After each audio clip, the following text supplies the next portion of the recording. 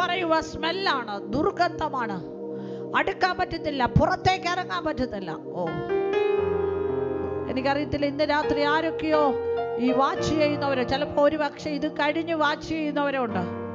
അവരോട് പറയുന്നു, ഇന്ന് രാത്രി നിന്നെ ദൈവം പുറത്തേക്ക്, നിന്റെ പരിമിതികളെ മാറ്റിക്കൊണ്ട്, നിന്റെ പരിധികളെ മാറ്റിക്കൊണ്ട്, നിന്റെ സാഹചര്യങ്ങളെ പൊളിച്ചുകൊണ്ട് ദൈവം നിന്റെ മേൽ കിടക്കുന്ന വാഗ്ദത്തത്തെ ഇന്ന് രാത്രി തുറക്കുമെന്ന് വിശ്വസിക്കുന്നവരുണ്ടെങ്കിൽ ആമേൻ പറഞ്ഞ്, നിങ്ങൾ ആയിരിക്കുന്ന റൂമിനകത്ത് നിങ്ങൾ എവിടുന്നാണ് ശബ്ദം കേൾക്കുന്നത്, ഇത് ആത്മാവിൽ നിങ്ങൾ അതിനെ സ്വീകരിക്കുക. ഇന്ന് രാത്രി ചില ലിമിറ്റേഷനുകളെ നമ്മുടെ മേൽ വാഗ്ദത്തമുണ്ടെങ്കിൽ ഏതെല്ലാം പ്രതിസന്ധികൾക്കകത്ത് നിന്നാലും, ഞാൻ പറയുന്നത് ക്യാൻസറിനകത്ത് നിന്നാലും പുറത്തു വരാം.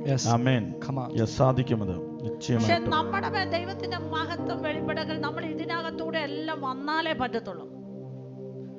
ഒരു പൈതലിന്റെ, ഒരു ദൈവ പൈതലിന്റെ ജീവിതത്തിനകത്ത് പരിശോധനകളുണ്ട്, പ്രതികൂലങ്ങളുണ്ട്, കാറ്റുകളുണ്ട്.